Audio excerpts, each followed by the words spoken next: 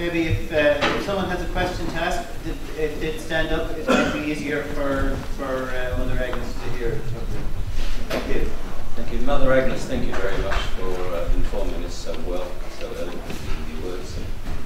You mentioned that the Syrian government is currently representing the majority of the Syrian people.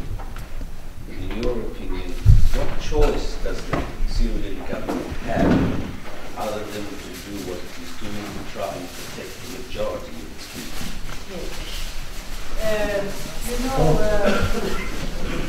I have read an article on a statistic made by the U.S. ambassador in Damascus, Robert Ford, saying that 55 to 60% of the Syrian population still support the government. So it is the less, I think. I think there are more. But if I would speak on an international level, I would blame the Syrian government not to have moved before to protect security. I have seen in Homs and its province very little security forces facing terrible attacks of those unidentified gangs. And they were not able to really protect, they weren't able to protect themselves. I think that the Syrian government have been very shy to move, fearing the international public opinion. But he wastes time, and he let more and more rebels or terrorists sneak into Syria, so that today we have thousands of those terrorists, and maybe it is too late. You see, normally the government waits until the population is asking to be protected, and waiting until there is no more any other possibility to deal with the situation. I have seen a town like Hussein being really, like it was a degradation for months of a normal, prosperous city to become like a ghost city, with all the casualties, people being abducted. Those rebels, all the time, they abduct people, they ask ransom, they arrest, they rape, they kill, they behead. It depends. They have blacklist. Sometimes you have, some people hating other for not for political reason, but maybe because I have a debt with my, or some family, disputes. They would put him. You can put the name of your enemy, and they will behead him. Just So, is this democracy? No, it was terror. So I blame the Syrian government, because the Syrian government should protect the civilian population. You're saying it should have moved earlier rather than later, because fearing the international community would blame it. But it has no further choice now but to do what it is doing. For example, in Rabli, I am talking about things that I know. In Rabli, for example, 1 month ago, it's a town of 12,000 Christians. And so they were, surrounded by the rebels, and they didn't have any more, nothing to eat. So they asked, please, they asked the patriarch, please come and see what we don't have even water. And our crop, they have millions of fruit, apple trees. They were dying. So let us go, to put some water on our trees. We want to eat, etc. So they wait and they wait and they wait. But today, they took because they were before a real drama. 12,000 people will be, will starve because of those terrorists. And so today they are beginning to interfere in Rabli. But all the region is under threat for, I would say, for 15 months. You see? So it's not true to say that the Syrian government is shelling its own population. He is trying to protect those people who are asking help. This is the reality, I tell you. Thank you. Thanks for finishing. It seems the rebels have a lot of support from the US, UK, Turkey, Saudi, Qatar, and there is this evident bias in the media that appears to be not accidental. The bias in the media appears to be not just accidental, but maybe intentional to some degree. Deliberate. The behavior, yes. It's not intentional, yes. So it's a very complex situation, and I guess it's hard for anyone to really know what is fully behind it all. But do you have any thoughts as to what the bigger picture is? Look, after 19 months of really accompanying this process, I can say that there is a method. It's a war method. First, they demonize the people, the persons they want to eliminate. They demonize them.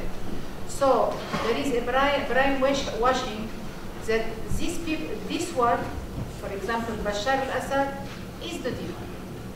And they give proofs, real or not real, but they fix on this, on him and on the system, so that the public opinion is really, completely sure that this is the bad thing.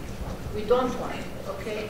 And also they make another brainwashing to show you that the other part, the demonstrators, the uprising, the Syrian opposition are very nice people. They just want the best for their country. So the public opinion is in a very subtle way, completely, infiltrated with those principles. And like this, they win. They win. And so they just have to continue on the same, dynamic. And that's it. You see, it's a... now I see that everything is orchestrated. And the international community has an agenda. And for this agenda, they are justifying a lot of things. What is important for them is highlighted. And what is not highlighted with lies. And what is not important is completely silenced. You don't see anything, okay? We have people, we have had people, abducted, killed, beheaded, massacred, women raped. Nobody ever has said 1% of what is really happening. They are always highlighting on one side, and this one side, most of it is fake, okay? So what to tell you, we are in a lawless system. And we hope that during this, the Syrian case, a part of the world will raise and will say enough, enough. Now we know that Kosovo, they made the same process. We know that Iraq, they made the same process. Libya, they made the same process. Until where? Because they have the media, they have the power, and they have also the international international ruling system like the United Nations, you know, Amnesty International, all the NGOs, they have that. And so they are biased. So you tell me, is it possible that all these are, you know, under lie? I say yes. Today I can say yes, they are lying. Mrs. Pillay is lying. I have read the report of what is happening in Syria. They highlight 90% on violation, but coming from one part, and they silence the other part. In any inquiry, you have to ask both parts. And so they are biased. I have to say this, and I will say it more and more. It's true. Mother Agnes, can you tell us about the Christian boy being killed in Homs, which is, I think his name Sari or something? Yes. Can you tell us what the story about that? Because they blame the Syrian army for... Yes, I have a video on it, if you are interested. So Sari Seoud is a young boy, beautiful like an angel. And he is the son of the sister of our stone carved master. It happened that this little boy wanted to buy biscuit in Homs. So he went out on the street to go to the grocery. And he was injured by a sniper here under his arm. And his mother went out, she heard noise, she went out and she saw him in his blood, you know, on the floor. So she began to shout. And some armed men came and they told her that they will bring him to the hospital. So she said, I want to go with him. They said, no, don't care, we will take him.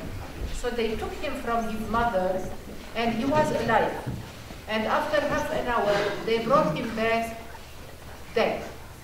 And they filmed the mother receiving his boy and, you know, weeping, crying.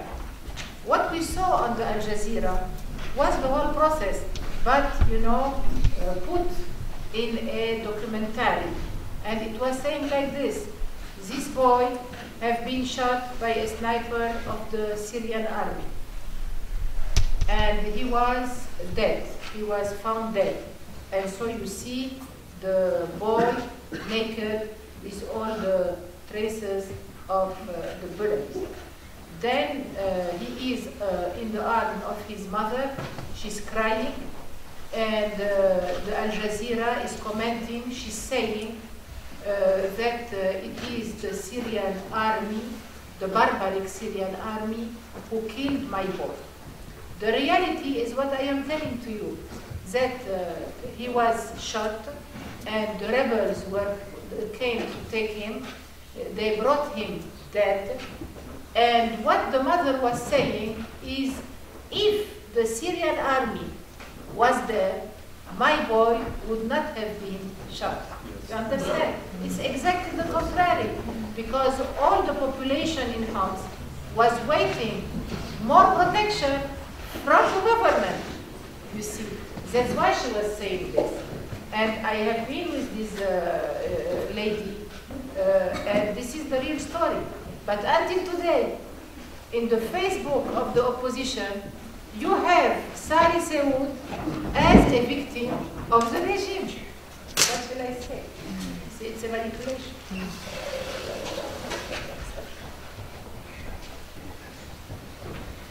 Any more questions?